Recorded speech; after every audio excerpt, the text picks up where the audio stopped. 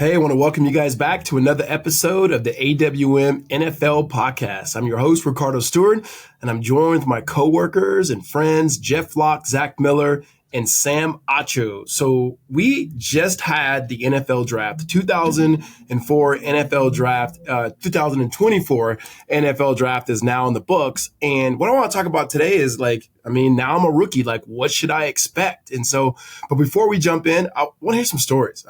First, your draft story. If you guys want to keep it brief. Zach, I want to hear, what was it like for you when you got drafted, when you were coming out of Arizona State University? It was real exciting. Obviously, second round pick, 38th overall. I was hoping to go in the first round though. Didn't end up happening. So my agent's like, hey, you'll go between 20 and 40. So I'm thinking, yeah, I'm going to go 21, 20, right in there. It all ended up working out, but was at my family's house. The draft at that point, the first round actually lasted 6 hours. So it was just a grind and there was 15 minutes between every pick. So I just had to wait it out and, have my whole family there with me. So once I finally got drafted, which I didn't even think the Raiders were going to take me. I didn't think I was an Al Davis guy. And they, called me draft day, Lane Kiffin, all that. I talked to Al Davis that day. So very cool to realize that dream. I grew up just wanting to play in the NFL as a kid. So to realize that dream was special. And every year during the draft, it's cool to see all the guys, just how happy they are when you get drafted. And it's a great sight to see every year. It reminds me of myself. And that was 2007, right? That's correct. Aren't you happy that social media just wasn't even a thing? And so all these memes and these GIFs, the internet is undefeated. Because if it were, I would actually pull up that picture right now and show you and your family there and see what you were drinking. That goes for all of college. I'm glad there wasn't social media during college. Yeah. There's pictures of draft night. Yeah, you don't want to see them.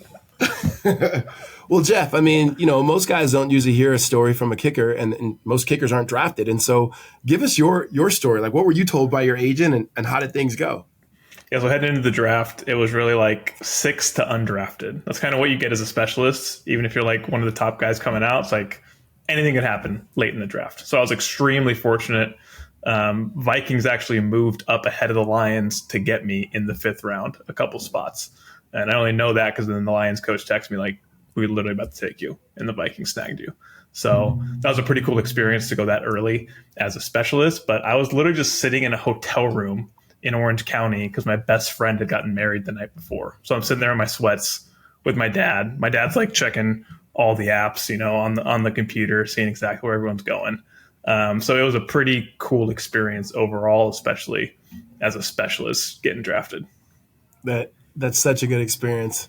Well, Sam, you were there at the draft, and days before you were interviewing players. And what were they expecting? And what was the mood like there? And what kind of advice were you giving them? Well, so thankfully the NFLPA brought me in a couple days before the draft. I didn't attend the ceremony, but I was brought in just to help the guys understand what's coming next. Almost like what this podcast is. Hey, this is what comes next. But it was more of a panel with some of the licensees of the NFL and partners of the NFL. And so the 3 things we talked about were this. Number 1, we talked about your brand, and more than just what you do on the field, it's who you are off the field. And so one thing I would advise any player who just got drafted is that same kind of work ethic and mentality you took on the field and you built in your community, whether it was in Florida or Texas or Boston or whatever. People need to know who you are in this new city. So that was just one piece about being you on and off the field, number 1. Number 2, the second thing that we talked about was the idea of not only getting plugged in your community, but also getting to know your teammates, especially if you're a younger player. If you want to have a long career, Zach will tell you this, Riccardo, you've coached so many years, you know this, Jeff will tell you, find a veteran who's done it well. I don't even care. For me, my rookie year, I found a safety. His name was Adrian Wilson. This dude was an 8 or 9 year vet at the time, maybe 7-year vet, Pro Bowl, alternate kind of guy, really, really highly skilled player. And I just learned from him. There's another outside linebacker who I learned from. And so find somebody in that building who knows what they're doing and learn how to watch film, learn how to take care of your body, learn how to prepare, all those things.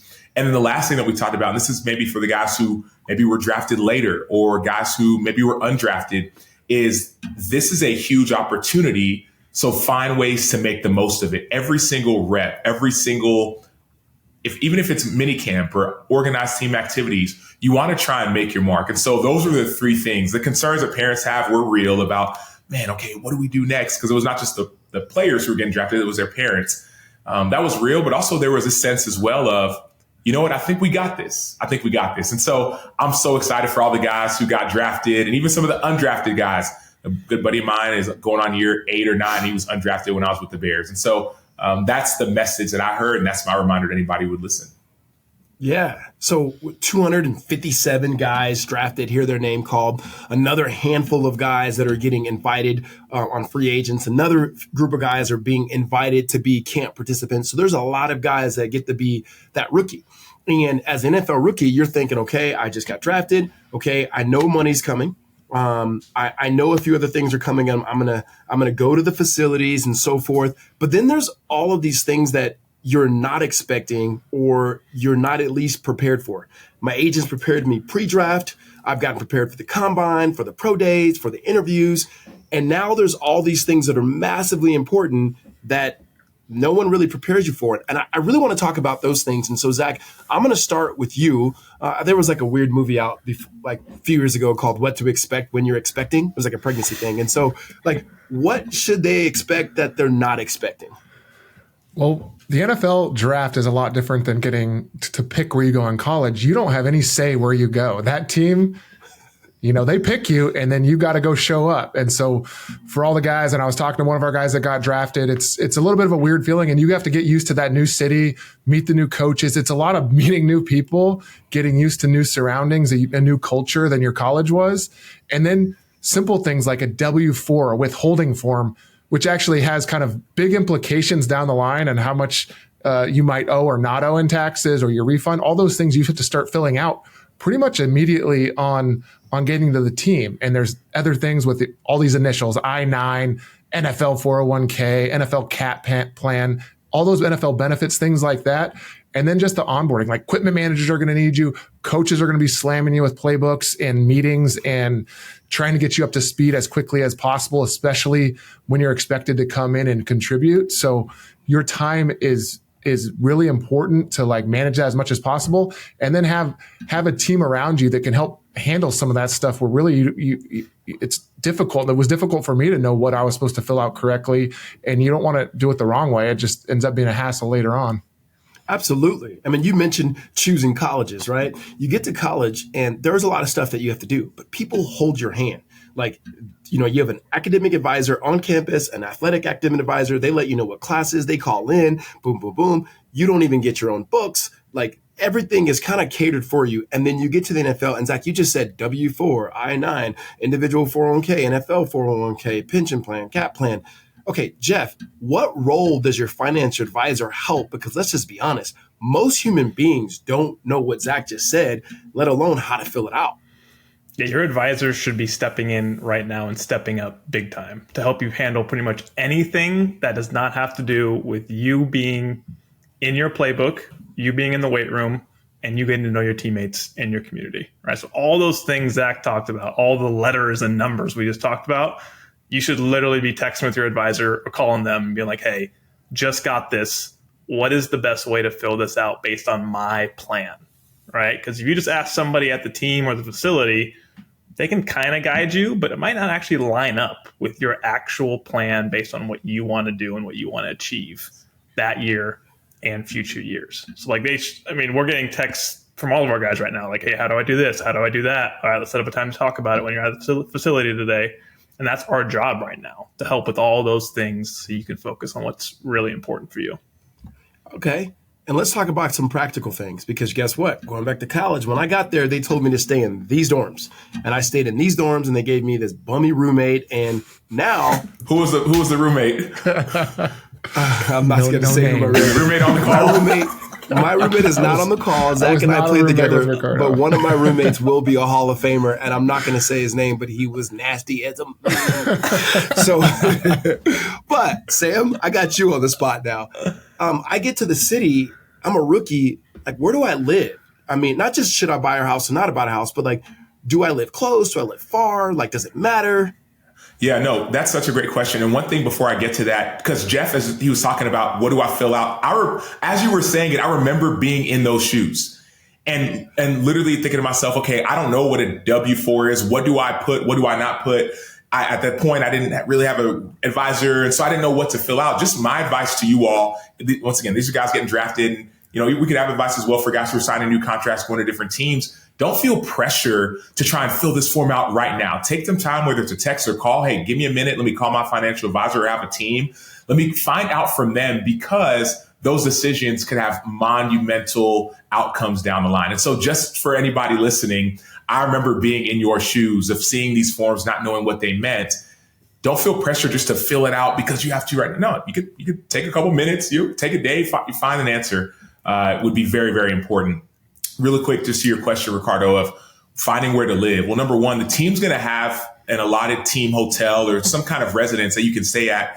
And it varies, I believe, from team to team, but at least for a few weeks, maybe even more than a month, while you get in for OTAs and for minicamp. Usually they keep you there. You can stay there all the way through minicamp. And then you'll have time after minicamp to go and find where you want to live. For me, when I was in Chicago and in Arizona, I wanted to stay somewhere close to the facility. I didn't want to have to drive 30, 40, 50 minutes in Chicago with traffic. Some guys who stayed in the city would have to drive an hour. I didn't want that. So I said, okay, what's important now? People say when, what's important now? What's important now is for me to be in this facility as much as possible. It's to me to get the playbook, me to make sure I'm figuring out nutrition, me to figure out taking care of my body, right? We talk about physical capital all the time and human capital. Your body is your moneymaker. And so that's the most important. And so for me, and everyone's different, but for me, it made a lot more sense to stay somewhere close to the facility. In Arizona, I was 5 minutes away, maybe even 4.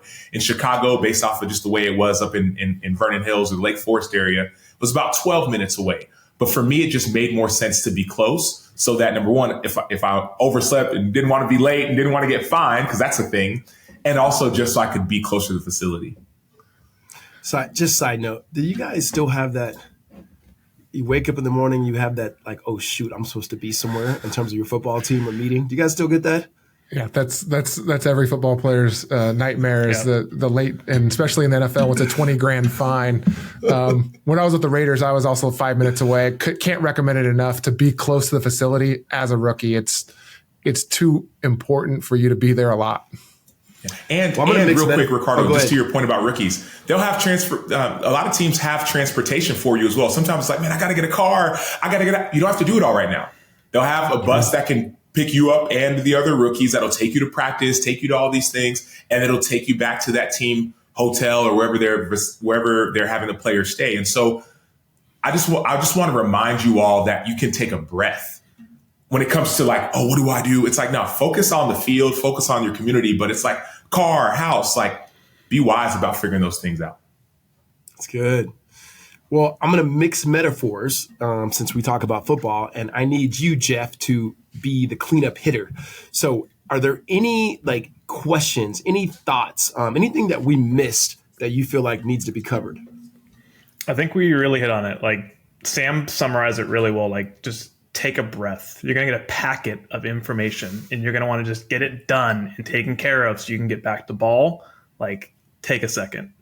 Talk to your advisor, talk to your financial team, right? Make sure you're filling this stuff out right.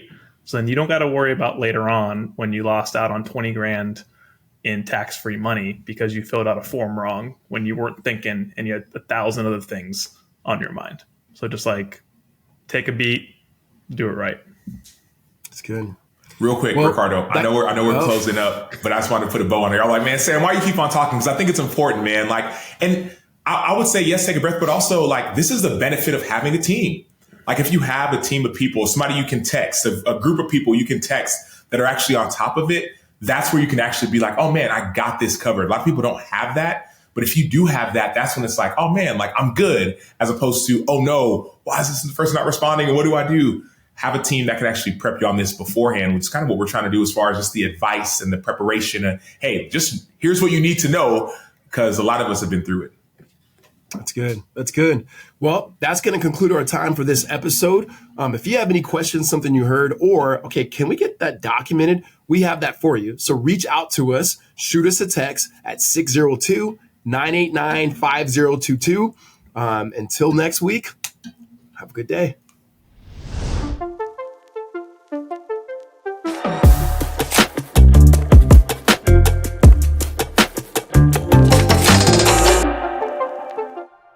The information in this podcast is educational and general in nature and does not take into consideration the listener's personal circumstances. Therefore, it is not intended to be a substitute for specific individualized financial, legal, or tax advice. To determine which strategies or investments may be suitable for you, consult the appropriate qualified professional prior to making a final decision.